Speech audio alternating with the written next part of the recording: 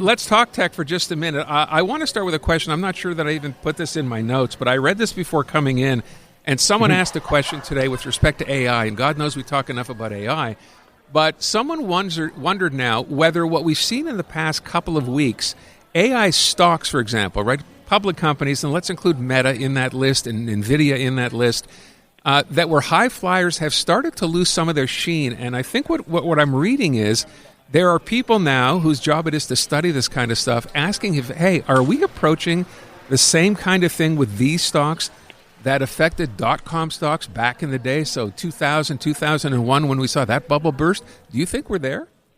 I think it's a reasonable question to ask, and certainly a lot of the signs that we saw as the dot-com bubble sort of got ready to burst, we're seeing now in sort of what's happening with AI as well. And a lot of it is based on hype and speculation. Remember back in the day of the web companies, their valuations were massive, even though most of them had no revenue, no profit, no anything. It was all just based on eyeballs and clicks and things that you couldn't really put a value to. Whereas with AI now, we're seeing data that suggests that a good chunk of the traffic that we see online, Imperva just released a study, shows 50% of internet traffic comes from non-human sources, which means that a lot of that valuation, a lot of these AI companies, their value was being based on, let's face it, robots reading robots content online, which means that a lot of these stock valuations might be a little bit inflated, and a lot of the data suggests we are definitely in bubble territory. So we could be seeing the beginning of it. I've been digging into it because I think this is a narrative that's going to be fairly significant as we move through the rest of the year. Definitely something to keep our eyes on. We need to learn from history. I will point out one other thing that people question too. So you have every company in whatever industry they happen to be in adopting AI in some capacity, right?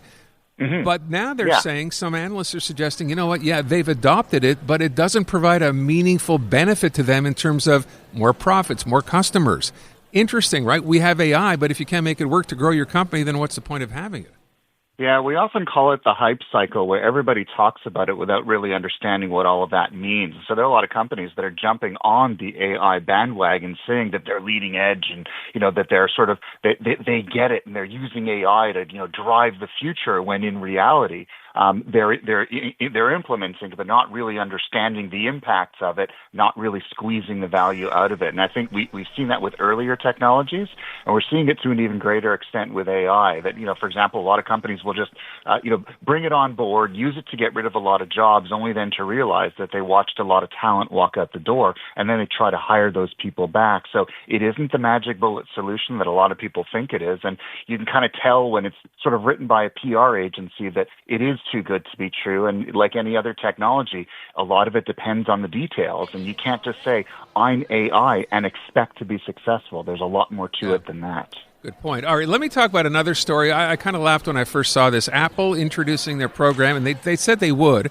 So this is in Canada, which will help customers who would like to repair their devices on their own, which up until now apparently you couldn't do. And I'm thinking to myself, how many people is this going to help, Carmi?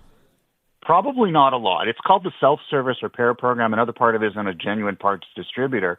And what it does, it provides things like manuals, parts, tools that you can either buy or rent, diagnostics so that you can test your device, videos to kind of walk you through it. And it works for if you've got an iPhone, an iPad, a Mac, laptop, or desktop.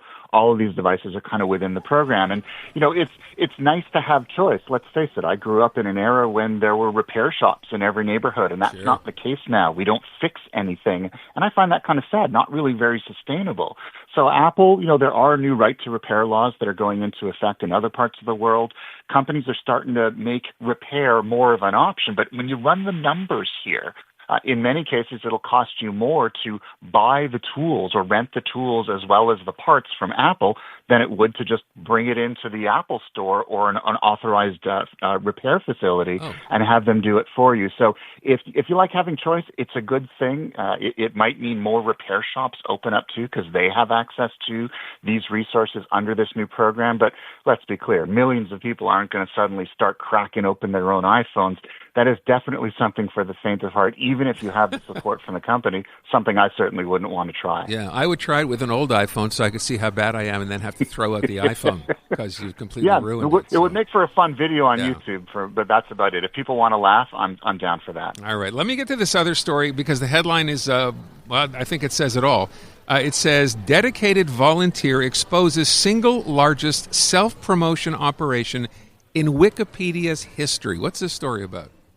So this guy by the name of David Woodard, apparently he. So if you look for the category Wikipedia articles written in the greatest number of languages, the number one is the U.S. Turkey, which is 332. U.S. is 327. Dog 275.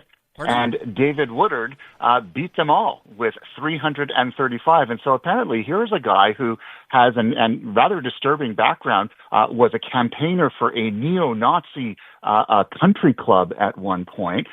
So not exactly the kind of guy you'd want to have over for afternoon tea. And the volunteers who run Wikipedia, they found that he was working in the background using AI-driven translators to post content under all sorts of different names and aliases and addresses that essentially promoted himself and got him to the top of the Wikipedia leaderboard. They have since found him out. They have gotten rid of most of those pages, kind of banned him from posting anything under his name, and they'll keep their eyes open to make sure he doesn't try it again. However, it's just an illustration that just because you see it on Wikipedia doesn't necessarily mean that it's always on the up and up. Wikipedia can be played with, can be manipulated by people who have an agenda, and clearly this David Woodard guy obviously did. He wanted to be Mr. Popularity on Wikipedia, and he got caught.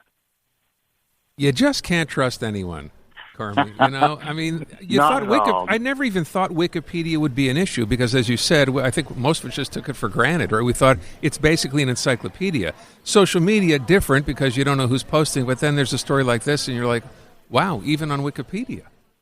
Yeah, exactly. And the whole idea of Wikipedia was that it was crowdsourced, that volunteer members of the community would all contribute to the content that you see online. And when it works really well. It's really a lovely project. However, as we all know, and we certainly see this in the digital space, we see it on social media, there's always one bad apple in there. There's always one individual who wants to ruin it for everybody. And unfortunately for Wikipedia, the way it's architected, it's kind of vulnerable to being played with by these bad actors. And thankfully, they found this guy out, and he isn't going to be doing any more damage. However, it begs the question, is Wikipedia protected against those who would maybe push their own agenda, or do they need to think about maybe better protecting the content that we see online? It's one of those things I always caution people. By all means, use Wikipedia as a research source, but don't use it as your only one, because let's face it, there could always be one bad apple out there who posts something that isn't necessarily true. Good advice. Carmi, I want to thank you again. Appreciate you coming on, and thanks again. Always happy to have you on. Really great being with you, and have a great radio. Thanks so much.